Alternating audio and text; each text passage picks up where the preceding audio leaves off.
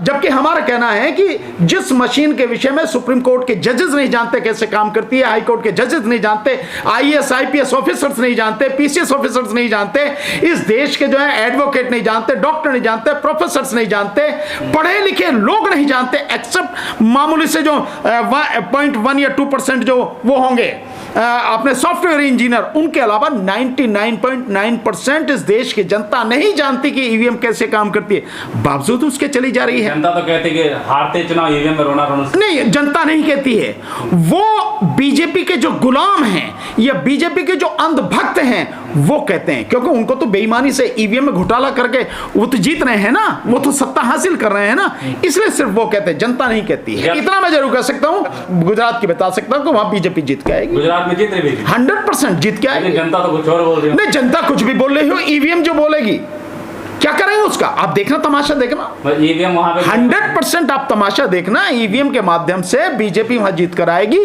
क्योंकि गुजरात का चुनाव प्रधानमंत्री मोदी की नाक का सवाल है, इज्जत का सवाल है। अगर गुजरात में हार गए तो आप समझ लीजिए कि कितनी बुरी हार लोकसभा चुनाव में होगी, इसका अंदाजा भी नहीं है। और मैं दावे के साथ कह रहा हूं, अगर ये चुनाव पूरा देश का चुनाव 2024 का बैलेट पेपर से हो जाए तो आप मान लीजिए बीजेपी 50 सीटें नहीं जीत के आ पाएगी। और कह रहा हूं, अगर गुजरात का चुनाव भी, अभी भी मैं कह रहा हूं, अगर बैलेट पेपर से करा लो 40 विधानसभा सीटें जीत के नहीं आ पाएगी गुजरात में, लेकिन ईवीएम से होगा, उसकी सरकार बनेगी। आप देखना तमाशा। गुजरात में प्रधानमंत्री ने मोर्चा समाज को खुद कह दिया कि मोदी को सिर्फ देखिए और कुछ मत देखिए। हाँ, बस उसके अलावा कुछ नहीं, क्योंकि अंधभक्तों पे ऐसा चश्मा चढ़ा दो कि मोदी के अलावा दूसरा नजर ही कोई नहीं। यार वो हो ही ये रहा है, तो मोदी नहीं बनाया। बिल्कुल, गुजरात अब तो पूरा देश ही मोदी ने बनाया, और कुछ कोई पैदा थोड़ी हुआ इस देश में, कोई मोदी से पहले कोई भी नहीं था।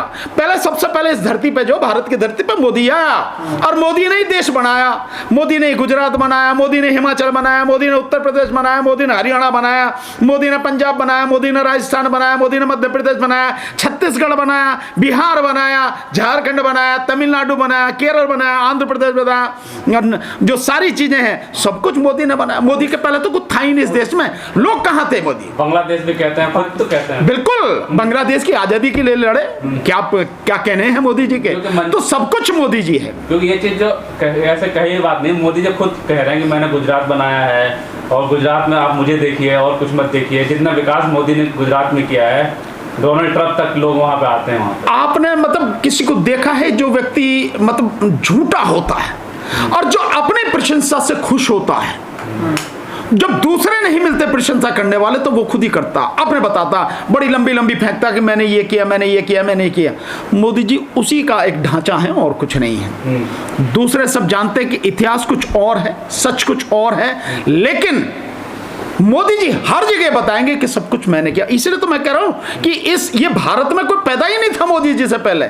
सबसे पहले धरती पर, इस भारत की धरती पर मोदी आए और सब कुछ उन्हीं से पैदा हुआ और कुछ नहीं। तो गुजरात में भी आपको लगता है कि खेल होगा ईवीएम? 100% होगा। लगता नहीं है, मुझे पक्का मालूम है, पक्का विश्वास है कि ईवीएम के माध्यम से बीजेपी की सरकार। मोरबी पुल का कांड हो चाहे बिल्किस बानो को भारत को छोड़ा गया था कि टिकट दिया गया कहीं वहां पे उस लोगों को। देखिए, जनता नाराज होती रहे, जनता के सुख दुख से मोदी को कोई लेना देना कुछ नहीं है। दूर दूर तक जनता उसकी आंखों के सामने मर जाए उसे कोई फर्क नहीं पड़ता। नहीं, जाते तो 2002 में 2500 लोगों का कत्लेआम किसके कारण हुआ? बेशक सुप्रीम कोर्ट जो है, सुप्रीम कोर्ट को क्लीन चिट दे दे, इससे क्या फर्क पड़ता है? इससे सच बदल जाता है। भाई कई बार तो चीजें ऐसी होती हैं कि भाई कोर्ट के सामने जो फैक्ट आ रहे हैं, जो पेपर आ रहे हैं, अगर उसमें कहीं कुछ नहीं दिखाई देता तो भी छोड़ दिया जाता है, लेकिन इससे सच तो नहीं बदल जाता। सच तो सच ही रहता है, और सच यही है कि कत्लेआम किसके कहने पर हुआ सबको मालूम है। इतने लोग मारे गए और उसके बाद भी क्या क्या हुआ सबको मालूम है। और इस देश में 2 साल में कोरोना में 50 लाख के लगभग लोग मर गए, और 2 महीने तक किस बिल में घुसे रहे मोदी जी 2021 में, अप्रैल और मई में, ये सबको मालूम है, किसी को बताने की जरूरत नहीं है। किस बिल में घुसे, यही शब्द इस्तेमाल कर रहा हूं, किस बिल में जाके घुस गए ये पता नहीं। और उसके बाद कह रहे हैं कि साहब जो भी कुछ किया मोदी ने किया, ऑक्सीजन भी मोदी ने, मतलब सब कुछ। ऑक्सीजन नहीं थी तो भी मोदी, ऑक्सीजन है तो भी मोदी, मर गए तो भी मोदी, नहीं मरे तो भी मोदी, सब कुछ मोदी ने। पोस्टर लगता है कि धन्यवाद मोदी जी, आपने ये कर दिया। भैया अपने पास पैसा है, पब्लिक का पैसा है, आप बड़ी बेशर्मी से पब्लिक के पैसे को अपनी मौज मस्ती के लिए, अय्याशी के लिए, अपने प्रचार के लिए, अपने विज्ञापन के लिए इस्तेमाल कर रहे हो। आज है तुम्हारे हाथ में ताकत, लोग बोल नहीं रहे हैं, किस वजह से डरे हुए, किस वजह से चुप है मैं नहीं कह सकता, लेकिन बोल नहीं रहे हैं लोग, बात तुम्हारे खिलाफ आवाज नहीं उठा रहे हैं, खड़े नहीं हो रहे हैं, इसलिए तुम्हें जो मन में आता है कर लो, लेकिन वक्त आएगा जब पता लगेगा। अस्पताल पहुंचे और रोते भी हैं, टीवी पे भी रोते हैं। अस्पताल आपने देखा मोरबी कांड के अगले दूसरे दिन ही वो अस्पताल पहुंच गए थे देखने के लिए, मरीजों से बात भी। नहीं, दूसरे दिन नहीं पहुंचे, वो पहुंचे हैं तीसरे या चौथे दिन। जिस दिन घटना घटी थी उस दिन वहीं पर थे वो, लेकिन उस दिन गए नहीं। उस दिन वो टाटा वाले का वो जो था ना, उसका जो 21,900 करोड़ रुपए का जो वो है, जो एयर बस के साथ में जो उसका शायद शिलान्यास वगैरह था, उसमें थे, उसमें शोक जरूर व्यक्त किया। गए नहीं श्रीमान जी, गए जब अस्पताल की पुताई हो गई खूब अच्छी तरह से, रंग रोगन हो गया, जब बेड और तकिया और जो उस पे जो है ना, मतलब वो शीट वगैरह जो बिछनी है वो जब नई आ गई, वो बिछा दी गई, रेड कारपेट बिछा दी गया, तब श्रीमान जी गए। बिना रेड कारपेट को तो चलते ही नहीं प्रधानमंत्री। हो रहा है गुजरात में कि गुजरात में रवि किशन ने कहा है कि गुजरात में माँ मोदी 6। हाँ, कुछ भी गालो यार, ये तो सब भांड है। भांडों के विषय में पता है, चारण भाट भांड जो हुआ करते थे, वो सांसद नहीं हैं, वो भांड हैं, भांड।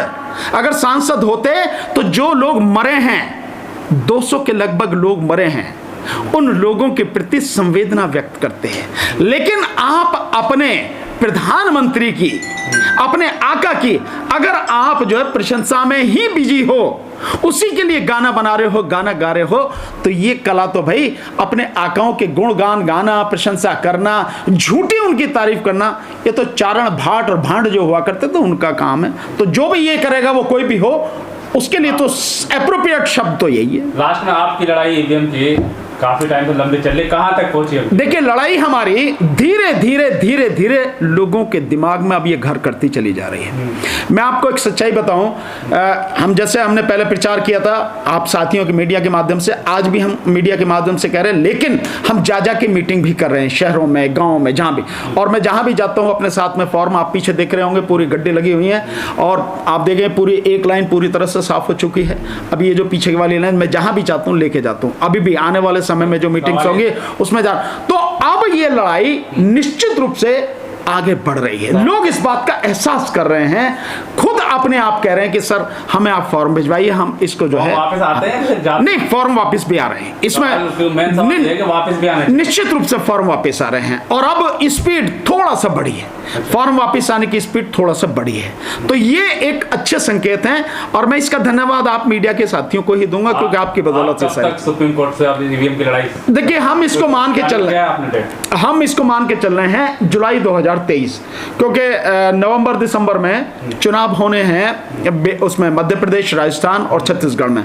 तो हमारा मानना यह है, हम जो टारगेट लेके चल रहे हैं कि उससे पहले ये हमारा आंदोलन पीक पे होना चाहिए, और उस समय ये ईवीएम हटनी चाहिए, ताकि जो तीनों राज्यों के चुनाव हैं उनमें ईवीएम हट जाए, और देन आगे जो है एक बार हटेगी तो फिर आगे हमारी पूरी बिल्कुल हमारी पूरी कोशिश है, और हमें विश्वास है कि जिस तरह से अब धीरे धीरे लोग समझ रहे हैं और लोग साथ में आ रहे हैं, फॉर्म भी भर के भेज रहे हैं, और इस बात को समझ रहे हैं कि ये कितना बड़ा मसला है, मुझे उम्मीद है कि आंदोलन हमारा जुलाई तक पीक पर पहुंच जाएगा और ईवीएम हटेगी, मुझे पक्का विश्वास है। बिल्कुल 24 से पहले हटेगी, मुझे इसमें कोई शक नहीं। मैंने एक सवाल जैसे करते हैं कि कुछ जो जैसे सुप्रीम कोर्ट हो, ये चुनाव हो गए, जो सरकार के अंडर में कहीं ना कहीं काम कर रहा, तो लगता है कि आपकी जीत होगी? देखिए, जनता से बढ़ के कोई नहीं।